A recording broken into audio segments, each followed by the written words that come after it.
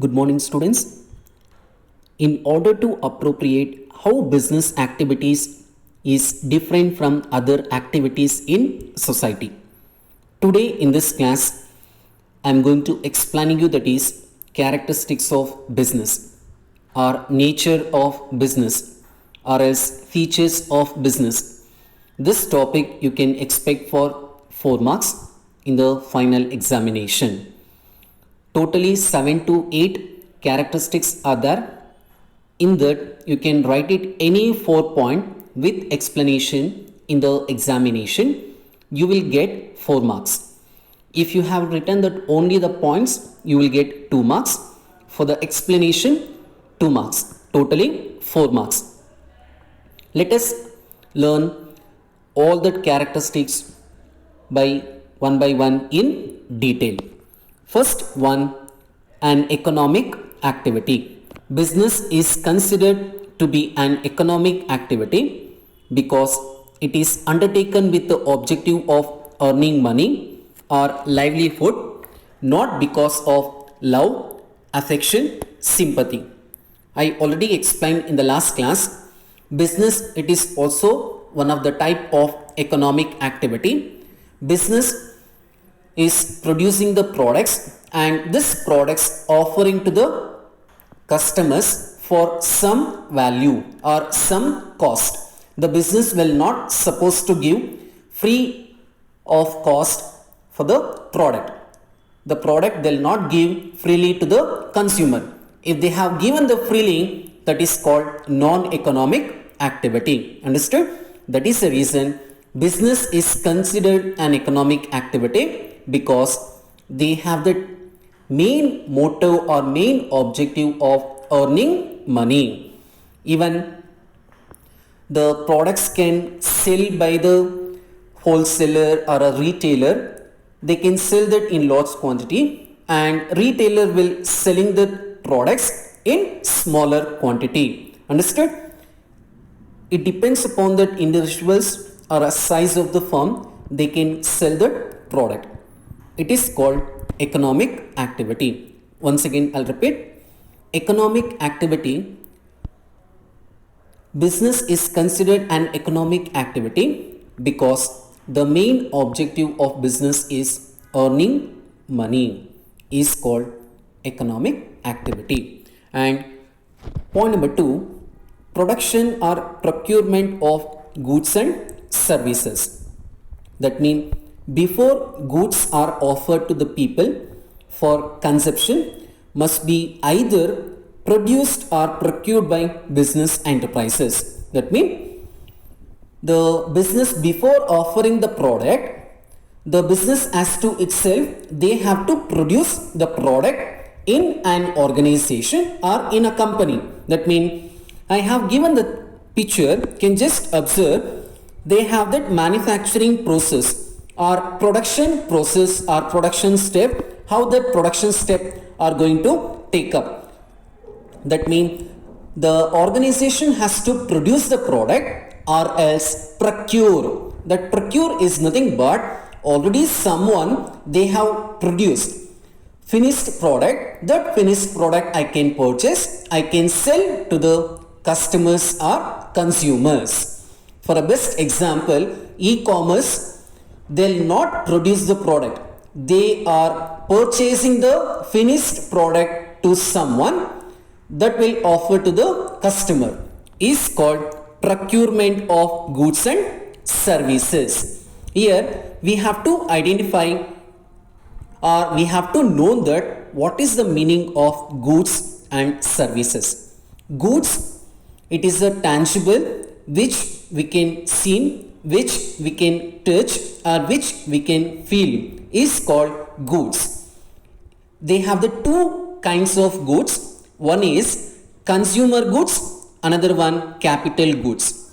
Consumer goods is nothing but the consumer will purchasing these goods is called consumer goods.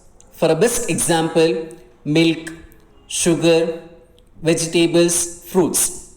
These are the example for the consumer goods. Next we have the capital goods. The capital goods will not purchased by consumer. the capital goods is very useful for industries. Understood? Suppose I want to start a business, I want to purchase a capital goods. For a best example, furniture, machineries, or a tools, or a equipment, etc. Understood? In goods, we have the two kinds of goods. One is capital goods, another one consumer goods.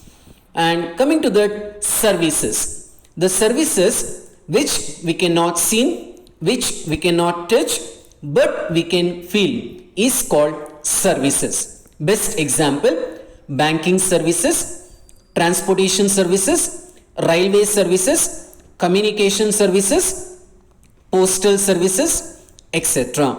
These are the example for services. That means second point, production or procurement of goods and services is nothing but before offering the products to the consumer, the business has to produce or procurement of goods and services by the business enterprises is called production or procurement of goods and services.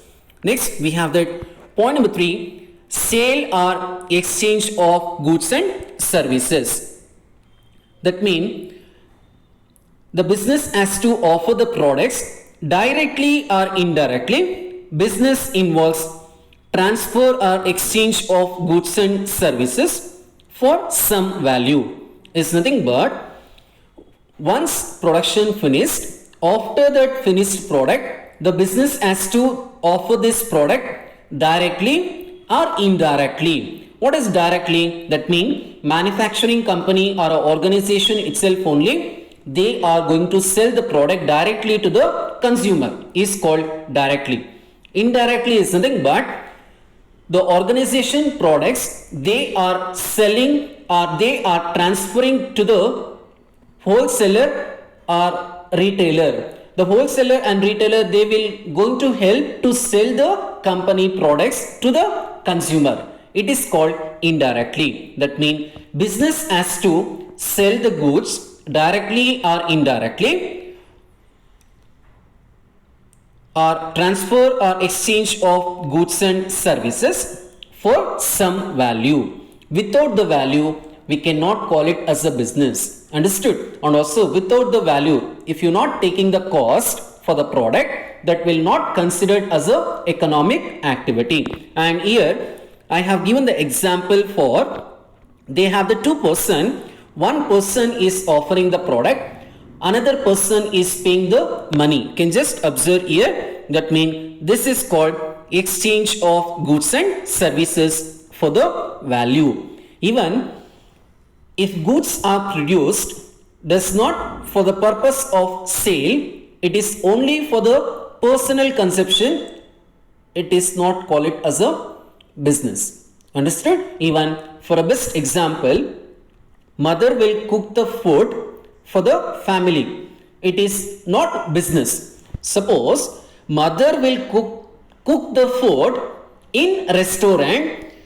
In restaurant, they are offering the food to the customer for some value. Understood? It is called considered as a business. That means point number 3, sale or exchange of goods and services is nothing but the business has to sell the goods directly or indirectly to the consumer for some value. Point number 4, dealing in goods and services on a regular basis. That means business has to offer the products on regular basis. The single transaction cannot be called it as a business. Suppose the best example, the person A person offering the pen to the customer is selling 100 pens in a day, only in a single day.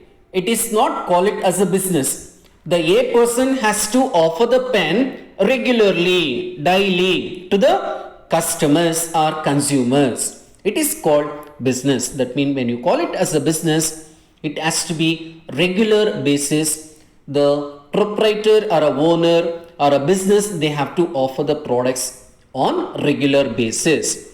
Single transaction cannot be called it as a business.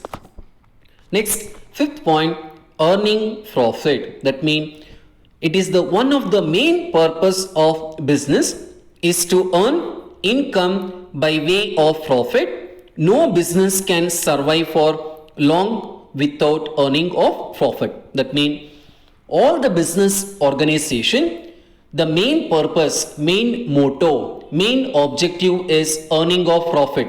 Without the profit, no business can survive for long period of time in the market. That means if you're not earning the profit, your product is not selling in the market. That means there is no demand for the product. After, what we have to do, we have to just offering the product buy one get one or a discount like that. After, we have to shut down of our company, or else we have to close our company. After, we have to go for Tirupati. Understood? Because of we don't have a profit. Understood? And earning of profit is nothing but we can just compare to that blood. Profit is a blood. Without the blood, it is a very difficult to live human. That means blood circulation also is a very important. That means profit is a very important for any kinds of organization. It does not matter of small organization or a medium organization or large scale organization. That means profit is very important for all kinds of organization. Once again, I'll repeat, earning of profit. That means it is one of the main purpose of the business to earn income by way of profit. Profit is a very important because for survive for long period of time in the market. And point number 6, we have that element of risk. That means every business, that means whether it is a small business or a medium business or large scale business, should have some risk. No business can escape the risk. Risk is not easy to eat like a rusk. Understood? Risk is a very difficult, and also risk will not give invitation on particular time or particular day, a particular minute I'm going to meet you. Can you meet? It will not give an invitation to the owner. Understood? The risk is an unexpected event. We cannot determine what or when it will happen. The best example can just see that Chinese products. That means Chinese products are China apps. We didn't expected that TikTok will ban. Yes or no? Even if that we didn't expected that PUBG game will ban because of the risk as facing by the company. We don't know that what will happen in a future. We cannot be determined. Even if that risk also, we can face it as a profit, even if that or a loss. Even how it will profit, see that the once they have banned of cam scanner of Chinese product, the customer will going to using that Indian products or Indian app, Adobe, like example, the Adobe software, they are using that n number of people. Now presently the Adobe company has getting an advantage. They are earning the profit. Even we cannot tell that from the risk we can having only the loss. In sometimes we have the profit also. That means element of risk is nothing but in simple language, the risk is depends upon the size and nature of business. That means if you are investing less amount, you have to face less risk or low risk. If you are investing more amount or more investment, you have to face more risk. Is called element of risk. Next one, uncertainty of return. That means uncertainty of return is refers to lack of knowledge relating to the amount of money that business is going to earn. That means I already explained that in a element of risk. That means without the knowledge, they have that lack of information or lack of knowledge relating to that some amount of money we are going to earning in a particular period of time. On particular time we are facing some risk. I have given the best example. See that in a picture, the government of India, they have banned 52 Chinese application. Why? What is the reason? They have some reasons behind that to ban of Chinese applications, because of they have that various reasons.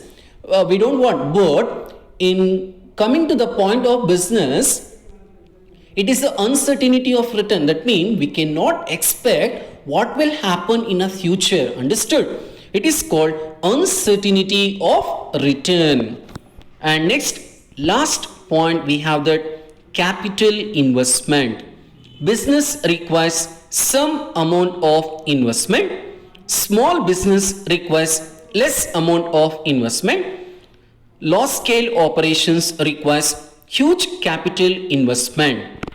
That is, if you want to start small scale industries, it requires less amount of investment. If you want to start a large scale operation, if you want to take up that large scale or a big industries like a multinational companies, it requires huge amount of capital investment.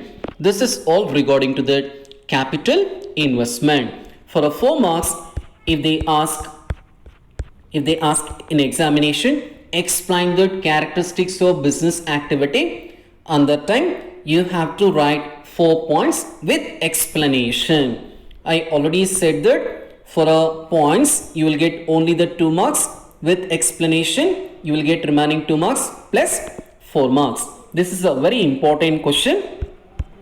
In the next class, I'll going to explaining you that is differences between business, profession and employment. Thank you.